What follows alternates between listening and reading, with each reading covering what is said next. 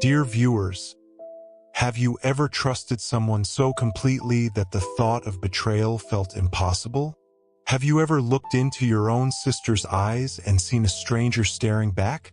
Tonight's story isn't about revenge. It's about heartbreak. It's about what happens when family turns into your deepest wound.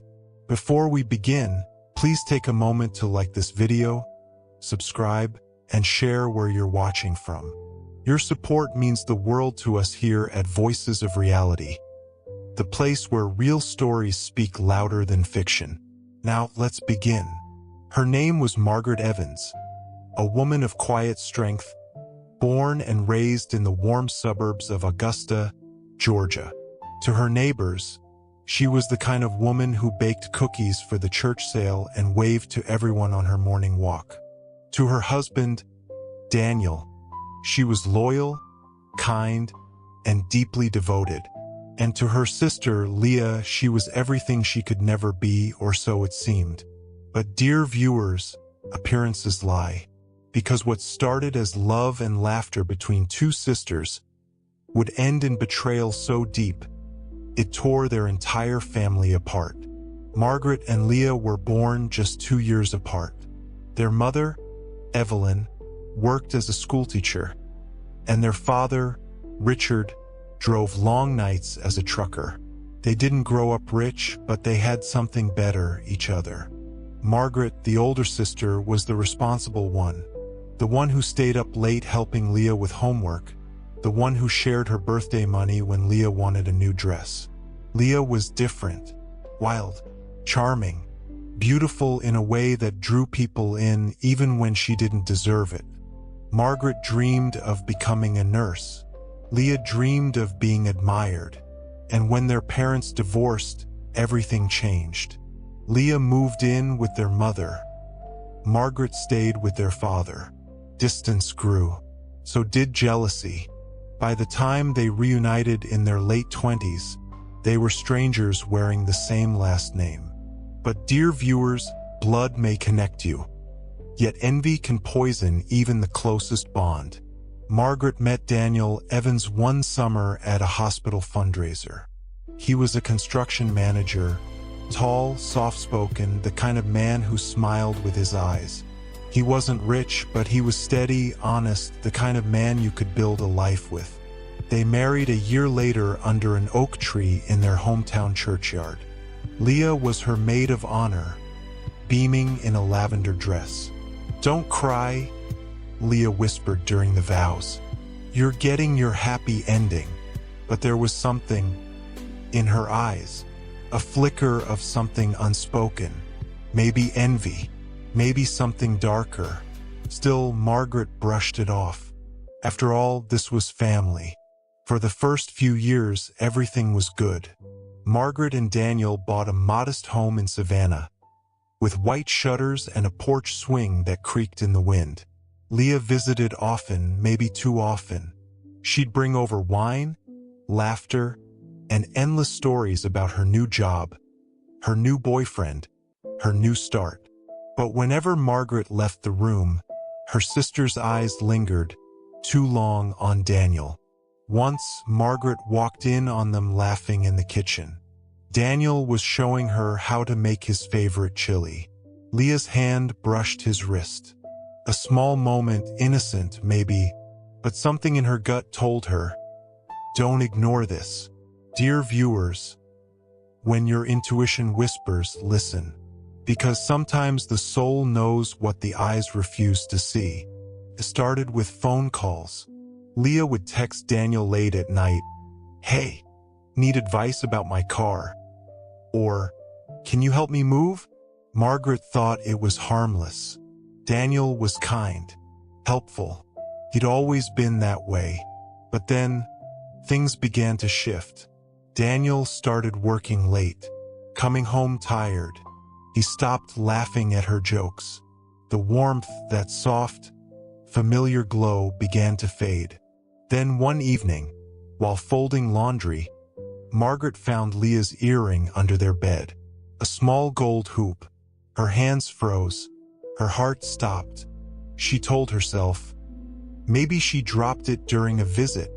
But deep down, a storm was already forming. That night, Margaret couldn't sleep. The ceiling fan hummed, the clock ticked, and tears slid silently down her cheeks. She didn't want to believe it. But dear viewers, denial doesn't erase truth.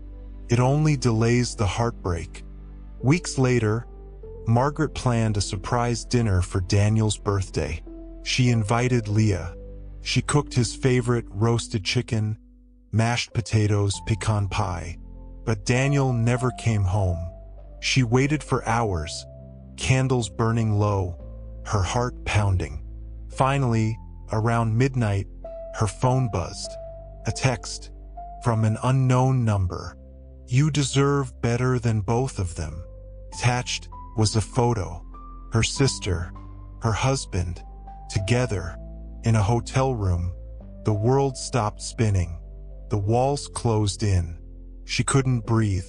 She dropped the phone, fell to her knees. The pie was still on the table. The candles were still flickering. But everything she believed in died that night. Dear viewers, can you imagine what that feels like? To lose your marriage and your sister in one breath?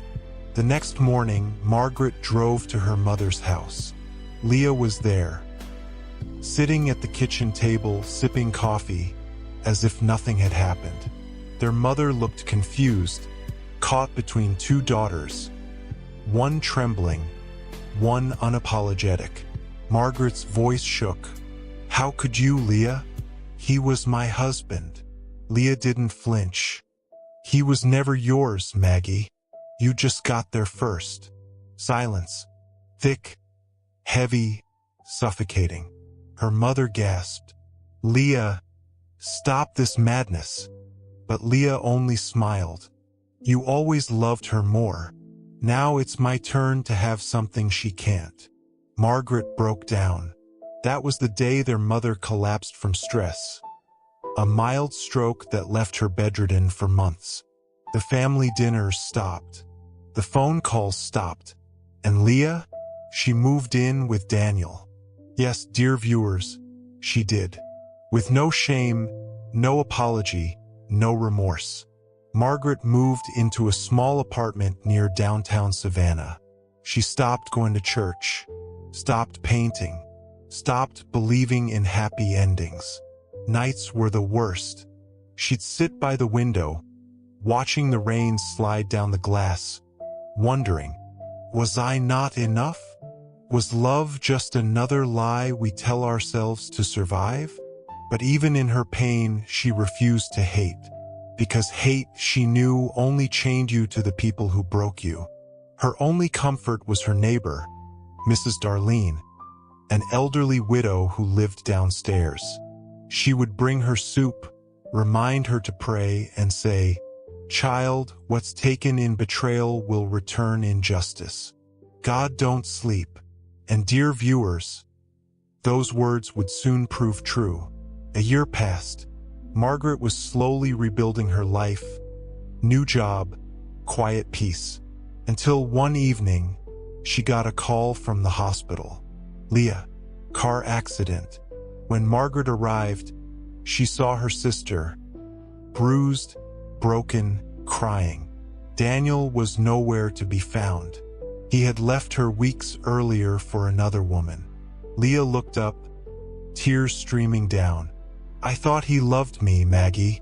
I thought I won." Margaret stood there, torn between anger and pity. She whispered, "You didn't win, Leah. You destroyed what loved you most." Leah sobbed, and for the first time, Margaret saw not a rival, but a shattered girl, the same little sister she used to protect. Dear viewers, sometimes karma doesn't come loud. It comes quietly, wrapped in regret. Months passed. Their mother recovered slowly, and Margaret began visiting again. Not for Leah, but for closure. The sisters never became close again, but forgiveness lingered between them like morning mist. Fragile, uncertain, but real. Daniel tried to come back, apologizing, saying he made a mistake. Margaret simply smiled and said, "No, Daniel, you made a choice." She walked away, stronger, freer, finally at peace. Margaret eventually moved to Charleston, opened a small art studio, and found purpose in helping other women heal from betrayal. She often told her story at local community centers, and each time she ended with the same line: "Sometimes the person who breaks you also teaches you how to rebuild." Dear viewers, family is supposed to be your safe place, not your battlefield. But when betrayal strikes from within, the wound cuts deeper than any stranger ever could. Margaret's story reminds us that forgiveness isn't weakness, it's power. Because when you forgive, you take back control of your heart. And sometimes, life's greatest justice isn't revenge. It's watching those who hurt you face the mirror of their own choices. So tell me, dear viewers, if your sister stole your husband, what would you do? Would you forgive? Or would you walk away forever? Please share your thoughts below. We love hearing from you. And if this story touched your heart, please subscribe to Voices of Reality for more true stories that move the soul. Until next time, stay kind, stay strong, and remember, betrayal may break your trust, but it can never steal your truth.